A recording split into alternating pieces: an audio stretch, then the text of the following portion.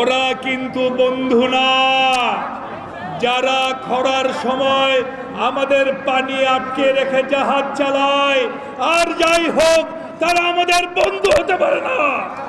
যারা বর্ষার সময় নিজেদের সমস্ত বাঁধ খুলে দিয়ে আমাদের দেশকে বন্যায় ভাসিয়ে দেয়, তারা কিন্তু আমাদের বন্ধু হতে পারে না।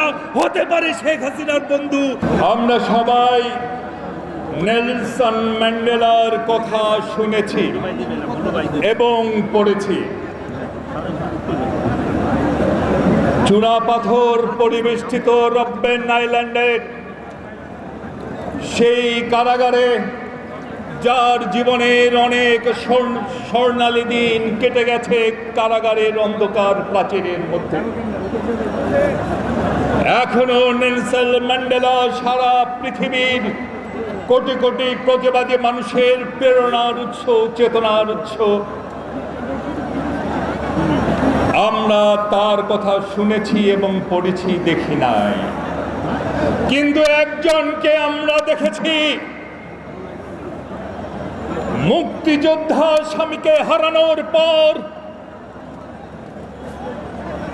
জনগণের কথা স্মরণ করে জনগণের জন্য যিনি ঘর ছেড়েছিলেন, রাজপথে বছরের পর বছর লড়াই করে সংগ্রাম করে নিজেকে জীবন্ত কিংবদন্তিতে পরিণত করেছেন, তাকে আমরা কাছ থেকে দেখেছি। তার নাম কি? বেগম খালেদা জিয়া। বিশ্বের সকল পলিটিশিয়ানের বায়োগ্রাফি যদি আপনি যাচাই করেন, এমন নেতা এবং নেত্রী খুব একটা পাবেন না যিনি কাঁদলে সারা দেশ কাঁদে, যিনি হাসলে সারা জাতি হাসে, যিনি অসুস্থ হলে সমগ্র জাতি অসুস্থ হয়ে পড়ে, সেই নেত্রীর নাম বেগম খালেদা জিয়া। বছরের পর বছর আটকে রেখেছেন। দুর্নীতির 2 কোটি টাকার মিথ্যা মামলায় একটা টাকাও উনি স্পর্শ করেন নাই। আর আমরা এখন কি দেখি? আহারে বেনজির, আহারে আসাদুজ্জামান, আহারে আজিজ, আর একটা কি জানা, মতিউর। এসব তো ভাই সামান্য, এসব তো সামান্য। শেখ হাসিনার রান্নাঘরে এরকম বহু আছে। এই সরকারকে বারবার অবৈধ ভাবে ক্ষমতায় বসার বিনিময়ে যারা শুধু আঙুল ফুলে কলা গাছ হননি, আঙুল ফুলে বট গাছ হয়েছেন, তাদেরকে খুঁজে পান না, তাদেরকে খুঁজে পান না।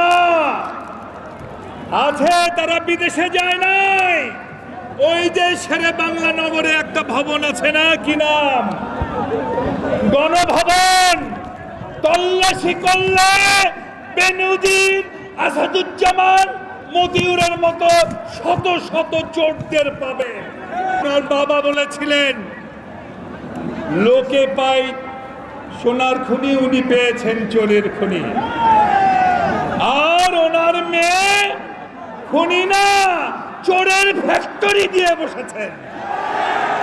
ভাইরা আমার, ওনারা ধরা পড়ে না, অন্যায় ভাবে আমাদের নেত্রীকে কারাগারে রেখেছেন বছরের পর বছর। শেখ হাসিনা, আপনার সাথে কার তুলনা দিব আমি জানি না। প্রতিহিংসার দেবী নেমেসিস, তারও কিছু ভালো গুণ আছে, তাও আপনার নাই। ঘোষিটি বেগম ছাড়া ক্ষমতালোভী আর কোন মহিলাকে দেখি না আপনার সাথে তুলনা করার মতো। চুক্তি করেছেন। আচ্ছা, আপনারাই বলেন ভাইয়েরা এবং বোনেরা, আপনাদের বাড়ির মধ্যে দিয়ে যদি অন্য বাড়ির লোক বারবার যাতায়াত করে, আপনাদের কোনো নিরাপত্তা থাকবে? আপনাদের কোনো প্রাইভেসি থাকবে? শেখ হাসিনা আপনার বাড়ির ভিতর দিয়ে, আপনার বেডরুমের ভিতর দিয়ে বাইরের লোকজন যাতায়াত করলে আপনার হয়তো প্রাইভেসি নষ্ট হয় না, কিন্তু এই দেশের ভিতর দিয়ে অন্য দেশের লোকজন যাতায়াত করলে এদেশের জনগণের নিরাপত্তা বিঘ্নিত হয়, প্রাইভেসি বিনষ্ট হয়। আমরা তা মানি না, আমরা তা মানব না। আমাদের ভারপ্রাপ্ত চেয়ারম্যান বলেছে আমরা কোনো দেশের বিপক্ষে নই, কিন্তু যারা বাংলাদেশের বিপক্ষে আমরা তাদের বিপক্ষে। ওরা কিন্তু বন্ধু না। যারা খরার সময় আমাদের পানি আটকে রেখে জাহাজ চালায়, আর যাই হোক তারা আমাদের বন্ধু হতে পারে না।